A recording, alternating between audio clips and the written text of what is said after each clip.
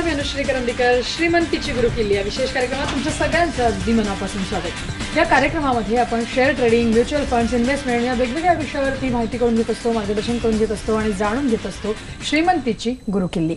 श्रीमंतीची गुरुकिल्ली या विशेष कार्यक्रमामध्ये आजचा जो आपला विषय आहे तो म्हणजे गाडी घेताना घ्यायची काळजी. कुठल्या कुठल्या गोष्टी लक्षात ठेवायचे ते आणि त्या अनुषंगाने आज आपल्याला मार्गदर्शन करण्यासाठी स्टुडिओमध्ये अर्थातच आपल्या सोबत आहे ट्रेडिंग आणि गुंतवणूक तज्ञ शशांक रावळे. सर, कार्यक्रमात स्वागत. नमस्कार. शशांक रावळे हे SR कन्सल्टन्सीचे मॅनेजिंग डायरेक्टर आहेत. शेअर ट्रेडिंग, म्युच्युअल फंड्स, गुंतवणुका या सगळ्या क्षेत्रांमध्ये सरांचा अनेक वर्षांचा अनुभव आहे. त्याचबरोबर शशांक रावळे संपूर्ण महाराष्ट्रामध्ये या सगळ्या विषयांवरती मोफत कार्यशाळा घेत असतात. त्याचे नंबर्स आपण आपल्या स्क्रीनवरती देत असतो. त्या नंबर्स तुम्ही फक्त बघायचे आहेत आणि तुम्हाला एक मिस कॉल द्यायचा आहे. त्यानंतर तुम्हाला सगळी इन्फॉर्मेशन येते कार्यशाळा संदर्भातली आणि त्यापैकी कुठलीही कार्यशाळा तुम्ही अटेंड करू शकता. शशांक रावळे सर स्वतः या कार्यशाळा घेत असतात. या कार्यशाळा पूर्णपणे मोफत असतात. तर प्रेक्षक हो, आजचा विषय पुन्हा एकदा लक्षात घ्या. आजचा विषय आहे गाडी घेताना घ्यावयाची काळजी. त्या अनुषंगाने आपण चर्चेला सुरुवात करूया. थेट सरांकडे जाऊया.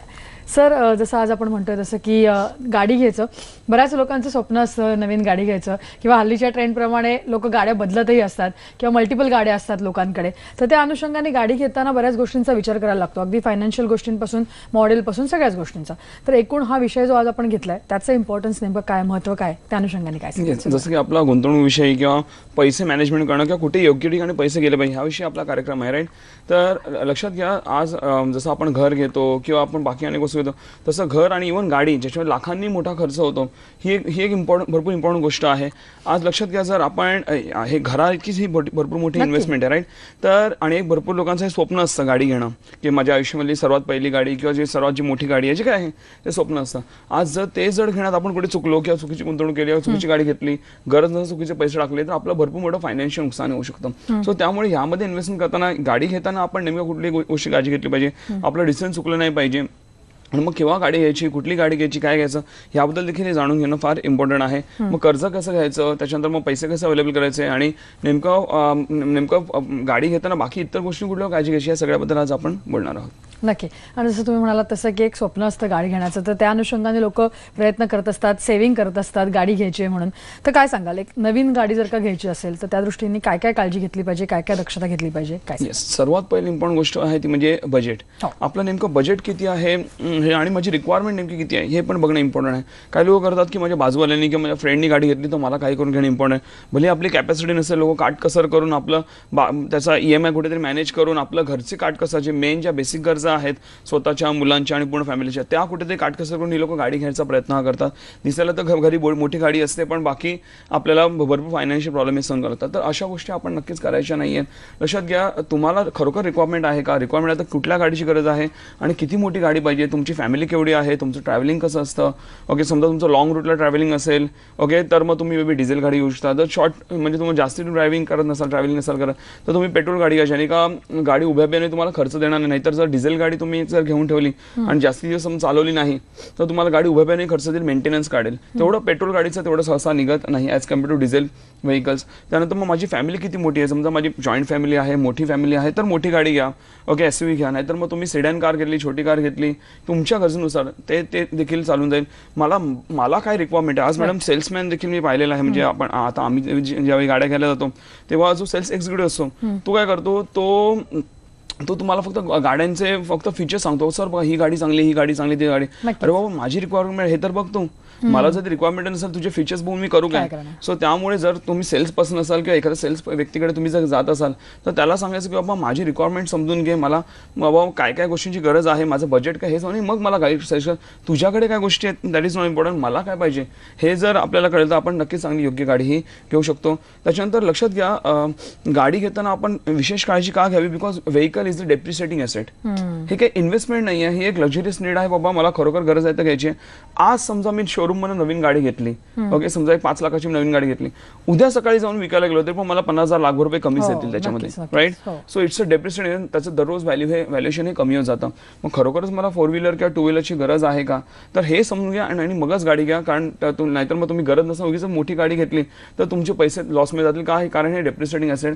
त्या बदले तुम्ही जर चांगल्या ठिकाणी म्हणजे जसं प्रॉपर्टी आहे, जसं आमचं शेअर बाजार आहे, ओके, किंवा बाकी जे इन्व्हेस्टमेंट्स आहेत, जे आम्ही आमच्या मोफत कार्यशाळेमध्ये शिकवतो, किंवा नेमकं कुठे कुठे गुंतवायचे पैसे, त्यात जर तुम्ही पैसे गुंतवले तर तुम्हाला नक्कीच त्यामध्ये फायनान्शियल ग्रोथ बघायला मिळेल, कारण ते अप्रिशिएटिंग ॲसेट आहे. आज तुम्ही खरेदी करा, तुम्ही नंतर काही दिवसांनी जाऊन विका, तुम्हाला नक्कीच भाव वाढलेला दिसतो, जे की 4 व्हीलर किंवा 2 व्हीलर तुम्हाला भाव वाढलेला दिसणार नाही, दरवेळी भाव कमी कमी होतच जातो. त्यामुळे खरोखर गरज आहे तर आपण घेऊ शकतो. त्यानंतर मग तुमच्याकडे डाऊन पेमेंटला पैसे किती आहेत, लोन अवेलेबल किती होत आहे, मी EMI किती पे करू शकतो, प्रॉपरली विचार केला, बाबा EMI पे केल्यावर माझं घर एकदम नीट चाललं पाहिजे. नाही तसं नको व्हायला, जसं मी मगाशी बोललो की काटकसर करून आपण घर चालवतोय आणि गाडी न फिरतोय, तर ते तुमचं लाईफ उलट स्टँड ऑफ लिंक वाढलं नाही, स्टँड ऑफ उलट कमी झालं, म्हणतर हे झालं नाही पाहिजे. त्याच्यानंतर इव्हन अजून एक प्रॉब्लेम असतो मॅडम, की गाडी कदाचित घेताना आपल्याला रिझनेबल रेटला मिळते, पण काय काय कंपन्या अशा त्यांचे पार्ट्स फार महाग असतात, किंवा लगेच पार्ट्स अवेलेबल होत नाही. समजा कुठे लांब तुमची गाडी ब्रेकडाऊन झाली तर पार्ट्स अवेलेबल होत नाही. तर आफ्टर पर्चेसिंग मेंटेनन्स किती आहे त्या गाडीचं हे बघणं इम्पॉर्टंट आहे ना. तर आफ्टर सेल सर्व्हिस कशी येतात, काय ठिकाणी असंही होतं की तुम्हाला घेताना तर भरपूर चांगली सर्व्हिस मिळते, पण आफ्टर सेल जी सर्व्हिस आहे ही तुम्हाला प्रॉपरली मिळत नाही. तर ॲटलिस्ट आपल्या एरियामध्ये, समजा तुम्ही ज्या एरियामध्ये राहतात, समजा त्या कंपनीची मी एखाद्या कंपनीची गाडी घेतली तर त्या एरियामध्ये असलेल्या कंपनी सर्व्हिस सेंटरमध्ये जाऊन व्हिजिट द्या, त्यांची जे एक्झिस्टिंग कस्टमर्स आहेत त्यांना कशी सर्व्हिस मिळते ह्याची थोडी माहिती काढायचा प्रयत्न करा, आणि मगच फक्त तो एक्झिक्युटिव्ह बोलतो किंवा खरोखर चांगलं मिळतं, आता गाडी विकायची हो तर तुम्हाला चांगलंच बोलणार, राईट.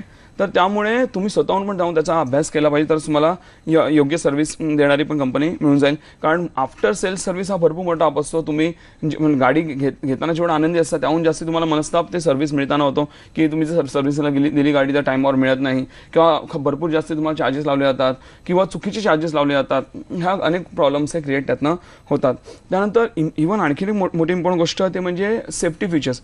आज आपण गाडी दिसायला चांगली आहे, त्याचं समजा त्याच्यामध्ये आतलेले फीचर्स चांगले आहेत किंवा इंटिरियर चांगलं आहे हे आपण बघतो, पण खरोखर ही गाडी सेफ आहे का, तर हे बघणं देखील फार इम्पॉर्टंट आहे. तर तुम्ही येऊ शकता युट्यूबवरनं किंवा बाकी काही वेबसाईट्सवरनं तुम्ही त्या गाड्यांचे क्रॅश टेस्ट चेक करू शकता. म्हणजे क्रॅश टेस्टमध्ये किती गाड्या सक्सेसफुल झाल्यात आणि किती फेल झाल्यात त्या हिशोबाने तुम्हाला घ्यायचं. लक्षात घ्या, आज रोडवरून आपण आपली जेव्हा गाडी चालते, तुम्ही किती पण सेफ गाडी चालव, तुम्ही जर रोडवर गाडी चालू इट्स अ लाईफ रिस्क. कधी काय तुम्ही भले नीट चालवतो पण समोरची चुकी असेल तर काय प्रॉब्लेम क्रिएट होऊ शकतो. तर त्यामुळे जेवढी सेफ जास्ती गाडी असेल, भले ती थोडी दिसायला चांगली नसेल पण सेफ असेल, तर तुमचं लाईफ जास्त इम्पॉर्टंट. लक्षात आहे, गाडीपेक्षा इम्पॉर्टंट जास्त तुमचं लाईफ आहे. तर सेफ्टी बघणं हे माझ्या हिशोबाने भरपूर जास्त इम्पॉर्टंट गोष्ट आहे. आणि लास्टली आणि मोस्ट इम्पॉर्टंटली म्हणजे ते कदाचित भरपूर लोक त्याचा विचार करत नाही, ते म्हणजे गाडीचा कलर कोणता आहे. माझ्या हिशोबाने, हे माझं वैयक्तिक मत आहे, लक्षात घ्या, माझ्या हिशोबाने तुम्ही डार्क कलर्स असं घ्यायला नाही पाहिजे गाड्यांचे, थोडे लाईट कलर्स घ्या. म्हणजे आता तुम्ही लाईटमध्ये तुम्ही कुठलाही घेऊ शकता colour, it's not a compulsion, पण आपण एक्स्ट्रीम लाईट आणि एक्स्ट्रीम डार्कचं थोडं कंपॅरिझन पटकन करूया. जर तुम्ही डार्क कलर घेतले म्हणजे ब्लॅक कलर घेतला, ओके, तर प्रॉब्लेम काय होतो, ब्लॅक कलर पहिला म्हणजे महाग पण मिळतो as compare to white colour. Secondly black colour ते स्क्रॅचेस आले तर व्हाईट ते जास्ती दिसतात as compare to white colour. त्यानंतर मोस्ट इम्पॉर्टंटली ब्लॅक कलरची गाडी रात्री दिसत नाही लगेच, समोरची व्हाईट कलरची लगेच दिसते. त्यानंतर इव्हन मेंटेनन्स वाईन्सवर व्हाईट कलर हा भरपूर म्हणजे बरा असतो as compare to black colour. त्यानंतर मोस्ट इम्पॉर्टंटली म्हणजे इव्हन हिट खेचणं, ब्लॅक कलर हे जास्त हिट खेचतं as compare to white colour हे भरपूर कमी हिट खेचतं. तुम्ही उन्हाचं गाडी चालवत आहे तर त्यामुळे तुम्हाला हिट ही कमी जाणवतं, तुम्ही व्हाईट गाडीमध्ये जात असाल, आणि व्हाईट कलर एक डिसेंट कलर आहे. सो व्हाईट हे मी एक्स्ट्रीम म्हटलं, पण जर तुम्ही थोडं फेंट गाड्या घेतल्या, कुठलाही कलर घ्या पण फेंट गाड्या घेतल्या तर थोडं जास्ती तुम्हाला ऍडव्हान्टेज त्याशिवाय भरपूर जास्ती आहे. तर या काही गोष्टींची आपण काळजी घेतली पाहिजे नवीन गाड्या घेताना. नक्की, मला वाटतं बरेच मुद्दे आपण मांडले त्याच्यामध्ये, अगदी तुम्ही आता जो कलरचा मुद्दाही मांडला, कारण या सगळ्या गोष्टींचा विचार आपण करतोच असं नाही, आपल्याला गाडी घ्यायची त्या ह्याच्यामध्ये असतो आपण कुठेतरी त्या एन्थुझियाझममध्ये, आणि या गोष्टी आपण दुर्लक्ष करतो. तर या गोष्टी मला वाटतं प्रेक्षकांनी फॉलो करायला पाहिजे. पुढे जाऊन मला तुम्हाला विचारायचं आहे की आता आपल्याला गाडी घ्यायची आहे, आपलं बजेट प्रत्येक वेळेला तेवढं मॅच करतच असं नाही, गाडी थोडी चांगल्या रेंजची घ्यायची असते, तर मग कमीत कमी कॉस्टमध्ये काही गाडी घेता येईल अशी काही आयडिया देऊ शकतो आपण प्रेक्षकांना? येस, लक्षात घ्या, आपण मी ही माझी वैयक्तिक आयडिया आहे, प्रेक्षकांना पटवणं पडतं. लक्षात घ्या, मी स्वतः काय केलेलं म्हणजे जेव्हा माझ्या आयुष्यात मी पहिली गाडी घेत होतो, मला कमीत कमी कॉस्टमध्ये मला गाडी पाहिजे होती. तर मी काय केलं, मी जेव्हा तुम्ही शोरूममध्ये जाता पहिले तर भरपूर ठिकाणी आपल्याला एन्क्वायरी करायची आहे. त्यानंतर तुम्हाला जाऊन त्या ठिकाणी बार्गेनिंग करायची. बार्गेनिंग कशी आहे, तुम्ही एकदम सिंपल तुमचं ड्रेसिंग, ती लोक करता तुमचं ड्रेसिंग बघतात, तुमची कॅपॅसिटी काय बघतात, माझं बजेट काय, पहिलं म्हणजे तुमचं बजेट काय त्याला कळवू द्यायचंच नाही. त्यांना कळलं तुमचं बजेट काय, त्यांना कळलं बाबा ही एवढं पेइंग कॅपॅसिटी आहे त्या व्यक्तीची, बरोबर तुम्हाला तेवढ्या हिशोबाने ते लोकच कन्व्हिन्स करणार, कारण शेवटी ते सेल्स पर्सन आहेत, राईट, तुम्हाला ते बरोबर कन्व्हिन्स करणार. एकदम साधं दाखवा की बाबा आय एम लिस्ट इंटरेस्टेड, फक्त मी असं जस्ट चेक करायला आलो असं दाखवा, तर समोरच्याला पण ती गाडी विकायची तो एकदम कमीत कमी तुम्हाला कॉस्ट सांगतो. म्हणजे मी ज्यावेळी गेलो तेव्हा फक्त मी एक जस्ट असं बोलायला एन्क्वायरी करायला आलो असं म्हणजे दाखवलं, मला त्यावेळी गाडी घ्यायची होती आणि एकदम साधे कपडे घालून गेलो की त्यांना वाटलं पण हा माणूस गाडी येऊन घेईल म्हणून. आणि त्याच्यानंतर मी भरपूर वेळ बसून बार्गेनिंग केलं. लिटरली जो एक्झिक्युटिव्ह होता त्यांना जे कमिशन मिळतं त्यातनं पण तुम्हाला शेअरिंग द्यायला रेडी झाला, पण माझं टार्गेट कम्प्लीट करायचं, प्लीज गाडी घ्या. तर मग मला भरपूर कमी कॉस्टमध्ये मला त्यावेळी गाडी मिळाली.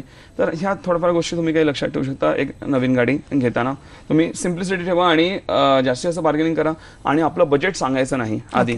ते कितीला विकतायत गाडी काय त्या हिशोबाने आपण गाडी घेऊ शकतो. नक्कीच. मग थोडंसं डिप्लोमसी आपल्याला पण दाखवायला पाहिजे जर का आपल्याला चांगल्या रेंजमधली गाडी आणखीन थोड्या कमी कॉस्टमध्ये हवी असेल तर, की नेमक्या कुठली काळजी घेतली पाहिजे. परंतु आता आपण पुढे जाऊन मला विचारायचं आहे, बऱ्याच गोष्टी असतात गाडी घेताना, तर त्या अनुषंगाने गाडी घेताना आपण नेमकी योग्य वेळ कशी ठरवायची, म्हणजे आत्ताच गाडी घेतली पाहिजे त्या दृष्टिकोनातनं काही त्याचे हे असतात गोष्टी असतात. मी जी स्ट्रॅटेजी वापरतो, नॉर्मल लोक करतात की ऑन सीझन म्हणजे ज्यावेळी आपली भरभराट आहे, चांगला आहे किंवा म्हणजे सगळं इकॉनॉमिक कंडिशन चांगले आहेत किंवा कुठला सण आहे तर त्यावेळी लोक गाड्या घालतात. तुम्हाला ते सणांमुळे थोडाफार डिस्काउंट देतात, पण दाखवायला असं थोडाफार डिस्काउंट, पण ऍक्च्युअली तुम्हाला तेवढं डिस्काउंट मिळत नाही. ते फक्त म्हणजे फक्त तुम्हाला फक्त अट्रॅक्ट करणे असतं. माझ्या हिशोबाने तुम्ही करा, तुम्ही ऑफ सीझन जा. म्हणजे लक्षात घ्या, आता आम्ही शेअर बाजारामध्ये आम्ही काम करतो. ज्यावेळी शेअर बाजार कोसळतं, समजा शेअर मार्केट डाऊन झालं, भले आम्ही मार्केट कोसळताना स्वतः आम्ही पैसे कमवतो, कसे आम्ही कार्यशाळा शिकवतो, पण लक्षात घ्या ज्यावेळी शेअर बाजार डाऊन जातो, पूर्ण इकॉनॉमी स्लो डाऊन होते, पब्लिककडे पैसा नसतो, त्यावेळी कोणी गाड्या घ्यायला जात नाही. किंवा ऑफ सीझन असतो, म्हणजे ज्यावेळी म्हणजे पावसाळा आहे त्यावेळी कोणी गाड्या घ्यायला जात नाही, त्यावेळी तुम्ही गाड्या घ्यायला जा. पैसे साठवून द्या, त्यावेळी तुम्ही गाड्या घ्यायला जा. तुम्हाला जे सेल्स पर्सन असतात त्यांना दर महिन्याचं टार्गेट असतो, एवढ्या गाड्या तुझ्या विकल्याच गेल्या तरच नोकरी टिकेल. सो तो काय करतो, तो त्या टार्गेटच्या नादात तो मला कमिशन सोडा, माझं ऍटलीस्ट टार्गेट कम्प्लीट होते म्हणून तो तुम्हाला कमीत कमी कॉस्ट मिळतो. तो स्वतःचं कमिशन पण शेअर करतो, एकदम कमी कॉस्ट मिळतो. बाबा आमच्याकडे घ्या एकदाची गाडी, तुम्ही जी बोलली तो आम्ही कॉस्टमध्ये द्यायला रेडी आहे. तर ही आम्ही स्ट्रॅटेजी वापरतो. आत्ताच आम्ही एक नवीन गाडी घेतली, त्याच्यावर आम्हाला भरपूर कमी रेटमध्ये, आम्ही ऑफ सीझनमध्ये जेव्हा सीझन नव्हता त्यावेळी आम्ही पावसाळ्यामध्ये गाडी घेतली, पण आम्हाला भरपूर कमी कॉस्टमध्ये, म्हणजे as compare to other people आम्हाला भरपूर कमी कॉस्टमध्ये गाडी मिळाली. नक्की. आणि सगळ्यात महत्त्वाचं म्हणजे जेव्हा आपण गाडी घेतो तेव्हा ऑलमोस्ट सगळेजण लोन घेतातच. सगळी गाडी आपण काही पैसे पूर्ण देऊन पे करून हे घेत नाही. तर त्या अनुषंगाने मग गाडी घेताना जर का लोन घ्यायचं असेल तर तेव्हा काय काय गोष्टी मनात ठेवल्या पाहिजेत, कशा प्रकारे लोन घेतलं पाहिजे आणि खरंच लोन घ्यावं का, किती इम्पॉर्टंट आहे काय? येस, नक्कीच लोन घेणं तर इम्पॉर्टंट आहेच. आणि चांगली फायनान्स कंपनी भले काय नॅशनलाइज बँक वगैरे भले थोडं लोन द्यायला लेट करतात, थोडं त्यांचं स्क्रुटिनी जास्ती असते, केवायसी जास्ती असतं, पण तुम्हाला बऱ्यापैकी कमी रेटमध्ये तुम्हाला लोन मिळतं. तुम्ही लोन घेताना जे गोष्टी काळजी ते म्हणजे पहिलं म्हणजे तुम्हाला किती टेन्युअरसाठी लोन पाहिजे, प्री पेमेंट चार्जेस ती लोक घेतात की नाही घेत. ओके, त्याच्यानंतर ती लोक जे इंटरेस्ट लावतात, काय वेळी काय करतात बँका की तुमचं पहिलं इंटरेस्ट कव्हर करतात. समजा तुमचं 5 लाखाचं लोन आहे आणि त्यावर 2 लाखाचं व्याज आहे समजा, तर पहिलं ती लोक व्याज कव्हर करतात, नंतर प्रिन्सिपल कव्हर करतात. त्यामुळे तुम्ही जर 2-3 वर्षात जरी फाईल क्लोज केली, 5 वर्षाचं लोन असेल तरी पण तुमचं आधी सगळं व्याज कव्हर झालेलं असं तुम्हाला पूर्ण व्याजाचे पैसे भरतात. तर ते काय करते बँक, ते पण तुम्हाला चेक करणं गरज आहे. आणि ओव्हरऑल लक्षात घ्या, लोन घेणं हे फार इम्पॉर्टंट आहे. तुम्ही डायरेक्टली तुम्ही कॅशमध्ये घेणं किंवा डायरेक्टली स्वतः खिशातनं पैसे भरून घेणं, भले तुमच्याकडे असतील पैसे, ते चुकीचं आहे. त्याचे फायदे बघा एकदा. पहिलं म्हणजे देऊ ना करू तुमच्या गाडीचं ऍक्सिडेंट झालं तर किंवा मेजर ऍक्सिडेंट झालं आणि समजा तुम्ही पूर्ण कॅशमध्ये पे केली असेल गाडी, तर तुम्हाला स्वतःला इन्शुरन्स कंपनीच्या मागे पाडावं लागतं. पण जर तुमच्या गाडीचं लोन असेल तर तुम्ही तर पडता, पण त्यावर बँकवाले ते पण थोडं फॉलोअप घेत असतात, तर तुमचं जे इन्शुरन्स क्लेम आहे तो जरा थोडा लवकर निघतो. सेकंडली म्हणजे तुम्ही इव्हन जर डायरेक्टली तुम्ही स्वतःच्या खिशातनं पूर्ण गाडी घेतली तर इन्कम टॅक्स डिपार्टमेंट तुमच्याकडे थोडं जास्त लक्ष जाऊ शकतो. ओके, सो त्यामुळे तुमच्या अंगावर समजा लोन असेल थोडं तुमच्याकडे कमी लक्ष जाईल, हे गोष्ट आहे. त्यानंतर इव्हन तुमच्यावरती थोडं कमी फायनान्शियल बर्डन पडतं. तुमच्याकडे असलेले पैसे तुम्ही गाडीमध्ये लावता, तुम्ही दुसऱ्या ठिकाणी जर वापरले, चांगल्या ठिकाणी इन्व्हेस्ट केले, गाडी हे डेप्रिशिएटिंग ॲसेट आहे, त्यावेळी तेच असलेले पैसे तुम्ही चांगल्या अप्रिशिएटिंग ॲसेटमध्ये इन्व्हेस्ट केले, जेवढं तुम्ही बँकेला व्याज पे करते त्याहून कदाचित जास्त तुम्ही ते इन्व्हेस्टमेंट करून त्यातनं पैसे काढू शकता. आणि नेक्स्ट म्हणजे इव्हन लक्षात घ्या, तुम्ही जर लोन घेतलं आणि तुम्ही जर प्रॉपर EMI पे करताय, तुमचा क्रेडिट स्कोर हा चांगल्या रीतीने वाढतो. उद्या जाऊन जर तुम्हाला कुठलं आणखीन मोठं लोन, होम लोन घ्यायचं आहे, बिझनेस लोन किंवा कुठलंही मोठं लोन घ्यायचं आहे, तुमचं क्रेडिट स्कोर चांगला असेल, तुम्हाला चांगलं loan at a very low rate of interest तुम्हाला सँक्शन होतं. त्यामुळे इथे जे तुमच्या व्याजामध्ये पैसे गेलेले आहेत गाड्याच्या व्याज, ते तुम्ही दुसऱ्या लोनमध्ये तुमचे कव्हर होऊन जातात आणि लवकर तुमचं लोन देखील सँक्शन होतं. ह्या काही गोष्टी फायदेशीर आहे. म्हणजे नक्कीच तुम्ही जसं म्हणता तसं की लोन घ्यावं, पण या सगळ्या गोष्टींचा विचार करून मग लोन घेणं गरजेचं आहे. त्या दृष्टिकोनात आपण मार्गदर्शन केलंय. सर, बऱ्याच वेळेला असं होतं की आपण गाडी घ्यायला जातोय परंतु आपल्याकडे बजेट तेवढं नसतं किंवा काही वेळेला गाडी शिकलेली नसते लोकांनी, मग ते प्रिफर करतात की सेकंड हँड गाडी घ्यायची. तर मग सेकंड हँड गाडी घेताना आणखीन काही गोष्टी वेगळ्या लक्षात ठेवायला पाहिजेत या व्यतिरिक्त? येस, थोडक्यात सांगायचं म्हटलं सेकंड हँड गाडी घेताना लक्षात घ्या, पहिलं म्हणजे रिपेंटेड गाडी आहे की नाही बघायचं. जर फुल्ली रिपेंटेड गाडी असेल, आरसी बुकचा आणि गाडीचा कलर मॅच झाला पाहिजे. जर कलर वेगळा असेल, तुम्हाला भले तू विकताना मे बी महागडे विकेल, तुम्ही जेव्हा विकायला जा तुम्हाला भरपूर कमी कॉस्ट मिळेल, कारण ती मेजर ऍक्सिडेंट गाडी मानली जाते. सेकंडली म्हणजे गाडीच्या आतमध्ये इव्हन सील्स पण असतात. जर तुम्ही पाहिलं गाडीच्या जो रबर असतो तो तुमच्या विंडोचा, त्याच्या तो रबर खाली ते कंपनीने मारलेली सील असतात. जर गाडी समजा ऍक्सिडेंट झालेली असेल, भले एक रिपेअर करणारा ती गाडी रिपेअर करे, पण सील कोणी रिपेअर नाही करू शकत. तुम्हाला कळतं की याची गाडी ऍक्सिडेंट आहे, फक्त रिपेअर केलेली गाडी आहे. त्यानंतर मोस्ट इम्पॉर्टंट लक्षात घ्या, जेव्हा तुम्ही गाडी घेता त्यावेळी 3 गोष्टी भरपूर महत्त्वाच्या असतात. ते म्हणजे गाडीचं इंजिन कसं आहे, गाडीचं टायर कसं आहे आणि गाडीचं चेसिस. यामध्ये जास्तीत जास्त आपला खर्च जातो जर ते काही फॉल्टी निघालं तर. बाकी गोष्टी तो किरकोळ खर्च आहे. तर ह्या 3 गोष्टी चांगल्या असतील तर तुम्ही ती गाडी तुम्ही एक्सेप्ट करू शकता. एका प्रॉपर मेकॅनिकला दाखवून तुम्ही गाडी घेऊ शकता. इव्हन गाडीचे पिलर असतात, पिलर म्हणजे जे तुमच्या जो समोरची जी काच आहे त्याचे पिलर असतात, ते पिलर डॅमेज आहेत की नाही हे पण चेक करणं म्हणून.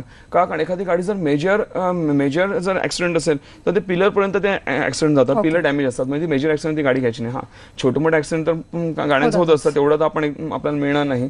आणि ओव्हरऑल लास्टली म्हटलं तर अशा लोकांची गाडी घ्या जे प्रोफेशनल लोक आहेत, ज्यांचं रनिंग थोडं कमी आहे, डॉक्टर्स असतील, इंजिनियर्स असतील, अशा लोकांची गाडी. कुठल्या यंगस्टर मुलाची ज्यांचं रनिंग भरपूर जास्ती आहे किंवा रॅश ड्रायव्हिंग आहे, तर ती गाडी घेऊ नका.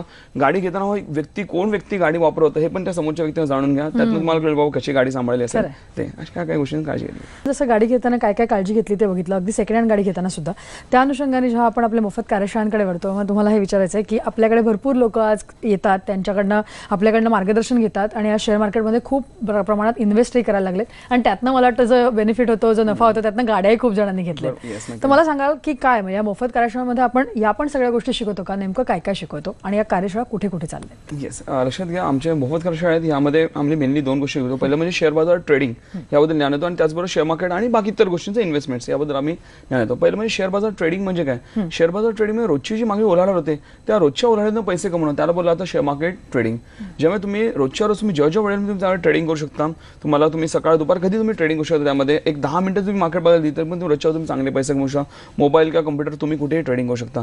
ज्यामुळे शिक्षणाच्या वयाच्यावर काही अट नाही, कोणी येऊन त्यामध्ये काम हे करू शकतं. समजा तुम्ही एक लाखभर रुपये लावले, दिवसाला 3-4 रुपये किंवा तुम्ही 10-20 रुपये लावले, दिवसाला 700-800 रुपये त्यात तुम्ही सहज हे कमवू शकता आणि भरपूर त्यातनं चांगला फायदा होतो. असे आमच्याकडे मॅडम असे अनेक लोक आहेत ज्यांनी महिन्यामध्ये 2-2, 3-3 महिन्यामध्ये आपले पैसे डबल ट्रिपल केलेले आहेत, जे आणि त्यातनं भरपूर चांगल्या गाड्या देखील लोकांनी घेतलेल्या आहेत.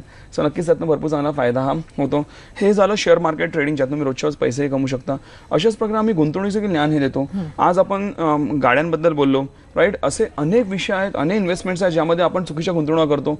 मग आपण नेमकं कुठे पैसे गुंतवले पाहिजे, आपण कुठे चुका करतो, त्यातनं कसं सुधारलं पाहिजे याची आम्ही पूर्णतः तुम्हाला त्यामध्ये माहिती देतो. लक्षात घ्या, एकदा तुम्ही कार्यशाळा अटेंड केल्या, तुम्हाला शेअर ट्रेडिंग आणि इन्व्हेस्टमेंटचं भरपूर चांगलं ज्ञान मिळतं, जे आयुष्यभर तुम्हाला चांगले पैसे कमवून देण्यात तुम्हाला फायदेशीर असेल. आणि त्याचेच आमचं मोफत कार्यशाळा चालतात. लक्षात घ्या, आमच्या मोफत कार्यशाळेत या सध्या मुंबईमध्ये दादर आणि ठाणे या ठिकाणी चालतात आणि मुंबईशिवाय पुणे, नाशिक आणि कोल्हापूर या ठिकाणी आमच्या मोफत कार्यशाळा चालतात. लक्षात घ्या, कार्यशाळा पूर्णतः मोफत, तुम्हाला रजिस्ट्रेशनची काही गरज नाही आहे. तुम्ही डायरेक्टली येऊन कार्यशाळा अटेंड करू शकता. फक्त छोटासा मिस कॉल द्या आमच्या स्क्रीनच्या नंबरवरती, तुम्हाला सर्व कार्यशाळा SMS थ्रू येऊन जाते. नक्कीच तुम्हाला भरपूर चांगलं त्यातनं बेनिफिट होईल.